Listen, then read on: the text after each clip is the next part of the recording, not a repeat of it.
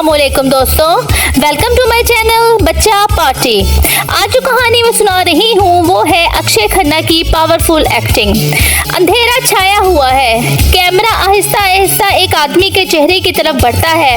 चेहरा खामोश लेकिन आंखों में तूफान, और फिर अक्षय खन्ना की वो छुपी हुई मुस्कुराहट जिससे पूरा सीन कांप जाता है। ये कोई आम विलन नहीं, ये है रहमान डकैत, और इसे जिस ताकत, जिस गहराई, जिस शिद्दत से अक्षय खन्ना ने जिंदा किया वो आज पूरे इंटरनेट पर चर्चा बन चुका है।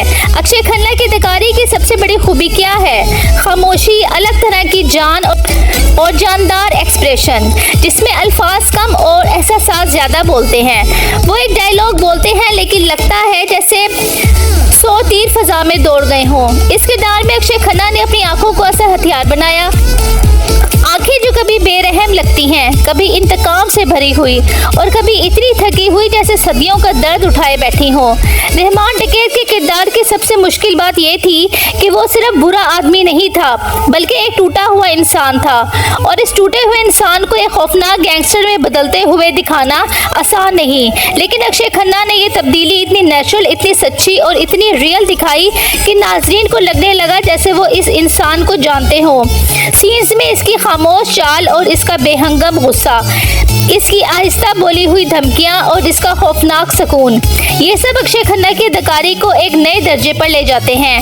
डायरेक्टर कहते हैं कि अक्षय खन्ना ने रहमान डकैत के रोल के लिए ना सिर्फ बॉडी लैंग्वेज को समझा बल्कि ये भी सोचा कि एक ऐसा आदमी जो दुख भी रखता है और जुल्म भी करता है, वो हंसता कैसे होगा, चलता कैसे होगा और सोचता कैसे होगा।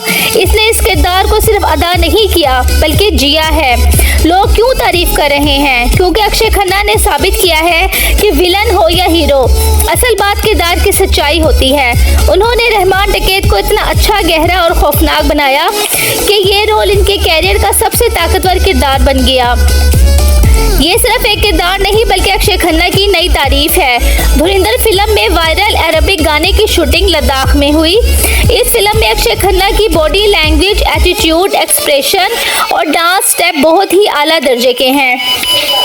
अक्षय खन्ना ने ये फिल्म 2.5 करोड़ रुपए में साइन की है, लेकिन इनका ऑरा इतना भयानक है कि ये किरदार सारे किरदारों पर भारी पड़ गया। ऐसे विलन के लोग हीरो को भूल गए। बड़े दिनों के बाद अक्षय खन्ना को वो पजीराई मिली जिसके वो हकदार थे। अक्षय खन्ना की 2022 में दृश्यम 2 आई और अक्षय खन्ना ने इसमें ज़बरदस्त अदाकारी की। इसके बाद आई छावा, इसमें ज़बरदस्त काम किया। अब आ चुकी है धुरंधर, जिसमें भी कमाल एक्टिंग की। जब धुरंधर का ट्रेलर सामने आया तो बड़ी कास्ट सामने आई जिसमें बड़े बड़े नाम थे, रणवीर सिंह, संजय दत्त, अर्जुन रामपाल, लेकिन सारे इंटरनेट पर जो मशहूर हो रहा था वो था अक्षय खन्ना। अक्षय खन्ना सबके फेवरेट बन चुके हैं। छावा फिल्म में इनकी लुक को देखकर कोई पहचान नहीं पा रहा था कि ये अक्षय खन्ना है। अक्षय खन्ना ने साबित किया कि वो वर्सटाइल एक्टर हैं। अक्षय खन्ना पर वो वक्त आया कि एक बीमारी की वजह से इनके बाल झड़ने लगे और वो परेशान रहने लगे और इनकी फ्लॉप फिल्में होने लगी और वो गायब हो गए। फिर उन्होंने कम बैक किया और ऐसा किया कि सबको हैरान कर दिया। उन्होंने 4 साल फिल्मों में काम नहीं किया, वो डिप्रेशन में रहने लगे।